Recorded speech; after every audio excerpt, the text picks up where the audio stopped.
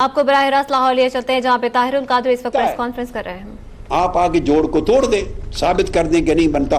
صرف طلبی کے لیے اتنا کافی ہوتا ہے. پھر جج صاحب نے لکھا ہے، جسٹس محمد قاسم خان صاحب نے، کہ کیا ٹرائل کورٹ نے جو جے آئی ٹی کی رپورٹ سبمٹ ہوئی تھی اس کو پرکھنے کی زحمت گوارا کی. لکھا کہ اس کو پرکھا تک بھی نہیں. جو 16 تاریخ کو میٹنگ ہوئی رانا ثناء اللہ صاحب کی سربراہی میں، کیا اس میٹنگ کے منٹس کو پڑھا؟ جواب ہے نہیں. یہ فل بینچ کے سربراہ نے لکھا، میں ان کی ورڈنگ پڑھ رہا ہوں.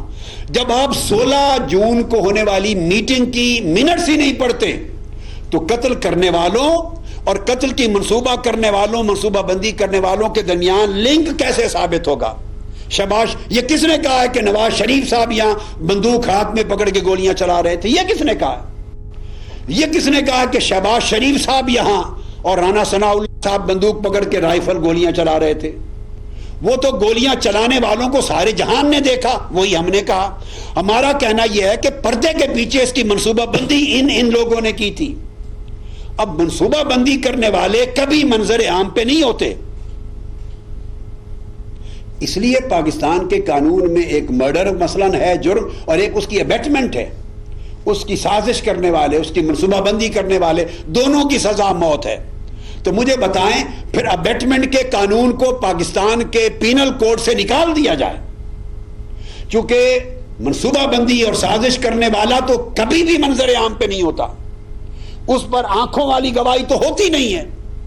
یہ جسٹس محمد قاسم خان صاحب نے لکھا ہے کہ وہ سرکمسٹانشل ایویڈنس ہوتی ہے، ڈائریکٹ ایویڈنس کبھی ہو ہی نہیں سکتی.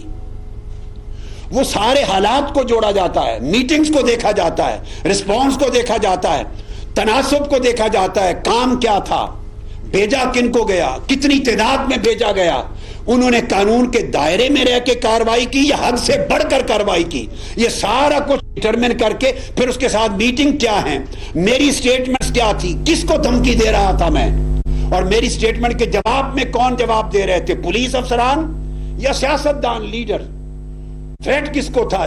جسٹس محمد قاسم خان صاحب نے لکھا ہے جہاز موڑا، کیا اس کا لنک نہیں ہے؟ یہ جسٹس محمد قاسم خان صاحب کی دلیل کوٹ کر رہا ہوں لفظ بلفظ. وہ کہتے ہیں یہ سٹڈی ہونا چاہیے تھا کہ جہاز موڑا گیا. کیا جب جہاز موڑا گیا تو سول ایوییشن کنٹرول کر رہی تھی یا کوئی اور کنٹرول کر رہا تھا؟ یہ انہوں نے اس میں اپنی ججمنٹ میں لکھا ہے. وہ کہتے ہیں جو بیانات اخبارات میں آ رہے تھے اور ٹی وی چینل پر اور جا رہے تھے میری طرف سے ان کی طرف سے، ان کو جوڑنا چاہیے کہ وہ اس واقعے کے ساتھ ریلیٹڈ ہے یا نہیں. جہاز جو موڑا گیا، جسٹس محمد قاسم خان لکھتے ہیں کیا موسم خراب تھا؟ کیا جج صاحب نے اس پر انکوائری کی؟ کوئی نہیں.